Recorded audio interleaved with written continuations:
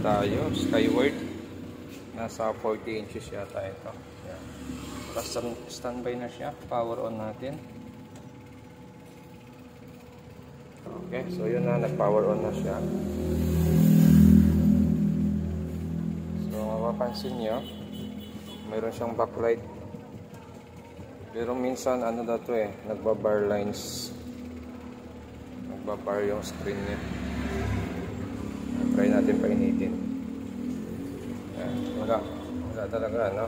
So blanco. So parang hindi gumana yung DC to DC niya. So gagawin natin dito ay bubuksan natin. Bali ito yung kanyang model number, Skyward 40E360. Ito yung kanyang mainboard at ito naman yung kanyang topboard.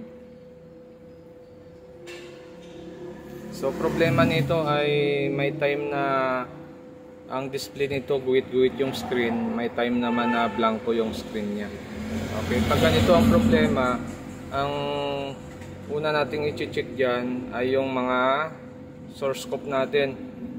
Minsan kasi nagkakaroon ng sunog yan. So pwede rin kayo mag-hang dito. Isolate nyo ito, titingnan nyo kung baka dito ang problema. Pag nag-hang kayo, dapat magno-normal yung DC to DC nito. Pero pag same pa rin ang problema, nagpo-protect yung DC to DC niya, ibig sabihin hindi dito ang problema. Minsan dito sa kabila ang problema niyan. Okay? So gagawin nyo lang, hanapin nyo lang yung BGH, BGL doon sa pinakadulo na top board. Tapos check nyo rin yung unit kung mayroon itong side cup. Okay? Kung may side cup, pwede kayong mag-bypass. Pero pag walang side cup, yun ang mahirap dyan. Pwedeng hindi na magawa yung unit. Pero kung may mga side cup pa yung unit, pwedeng magawa. Dahil ang gagawin dyan ay ipa-bypass. So ito, na-check natin kanina ito. Nagpo-protect yung kanyang DC to DC. So minsan, gumagana naman siya. Kaya lang nagkakaroon ng guhit-guhit yung screen or blanco. So automatic pag ganito, gagawin natin dito ay i-remove natin yung pinaka frame nito, tapos sisilipin natin yung pinaka side cup nya kung mayroon siyang side cup, tapos magbabypass tayo ng supply mula dito sa top board papunta sa side cup. Kung ano man yung missing doon sa side cup ay kailangan lagyan natin yun ng supply. So yung data ng side cup, makikita nyo naman yan sa Google. Search nyo na lang, mas madali na rin kasi marami na rin nag-upload nyan. Okay, so gagawin natin ay check natin yung side cup nito. Nabuksan na natin yung pinaka frame nito para makita natin yung kanyang source cup saka yung kanyang side cup. Titingnan natin kung saan nagkaroon ng problema kasi may time na normal yung DC to DC niya, may time na bagsak yung DC to DC niya. So dito makikita natin, mayroon siyang source scope na 2, 4, 6, 8. Tapos mayroon siyang side scope, 4 din. Okay? So dito, sa kanyang source scope dito, dahil dito magmumula yung supply natin na papasok sa side scope. So may napansin kaagad tayo dito. Yun, nakita niyo ba? Mayroon siyang spot, mayroon siya sunog dito. So babalik na rin natin yung top board nito. Titingnan natin kung kaya natin i-bypass yung supply na nag-open dito.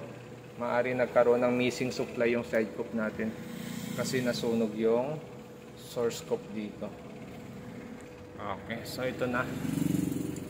Yan yung bali sunog niya, no? So medyo malaki-laki rin yung nasunog, oh. So try na lang natin to kung makaya pa sa repair ito.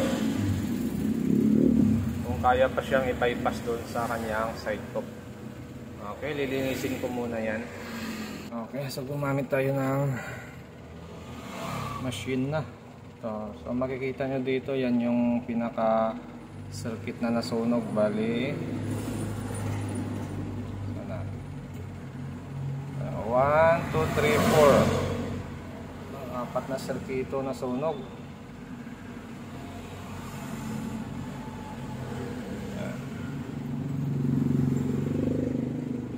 1, 2, 3. Bali, 4. Pagdating dito sa baba, yan. So parang buo pa yung isa. 1, 2, 4 na talaga siya. Okay, so lilinisin muna natin yan. Titingnan natin kung makuha pa natin yung problema nito. Kasi bali 4 na circuit ang nasira. Okay, so ito na. Bali ginawa natin dito. Nag-bypass tayo, no? Nag-bypass tayo dyan. Yung sa baba na pin, yun yung BGH natin. Yung sa taas na pin, yan yung BGL natin. Tapos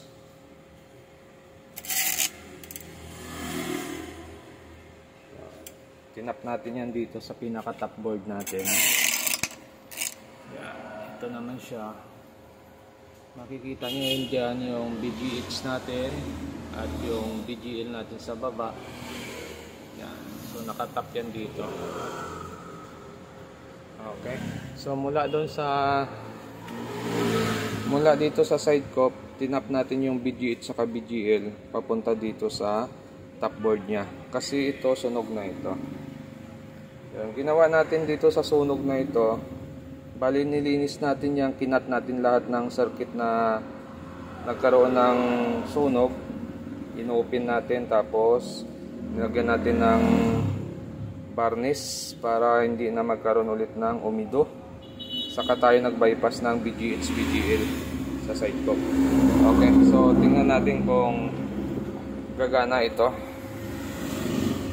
Saksak ko lang siya. Yan. So naka-standby na siya.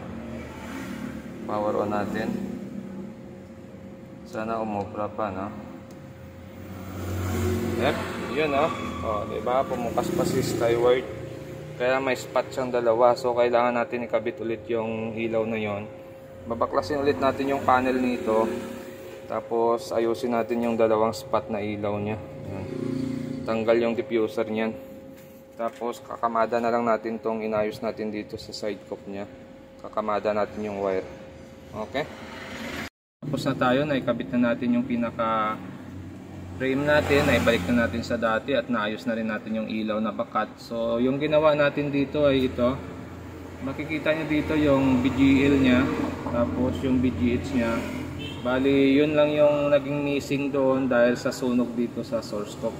So ginawa lang natin sa source cup nito ay nilinis lang natin. Tapos nilagyan natin ng varnish para hindi na kakalat yung sunog.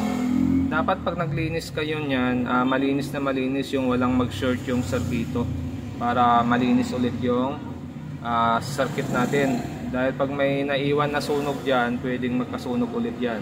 Kailangan malinis na malinis. Okay? So testing natin ngayon to. Titingnan natin kung normal pa rin siya.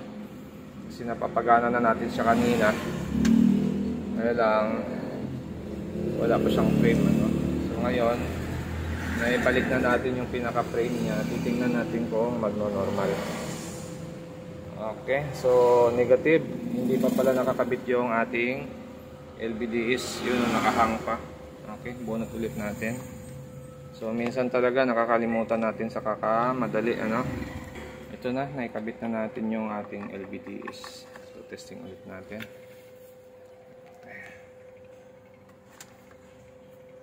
Power on lang natin. Ayun, on na siya. Tingnan natin. Ayun, no? May skyward na nakasulat, ano? At nawala na yung bakat.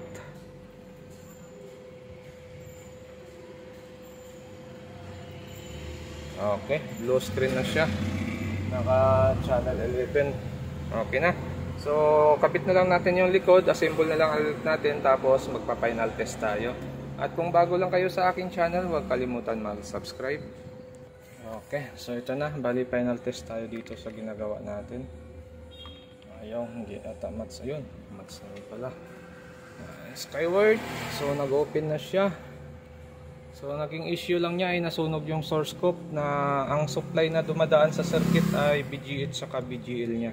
So, nung nag-bypass tayo doon sa side cup niya, from top board to side cup, BGH, BGL.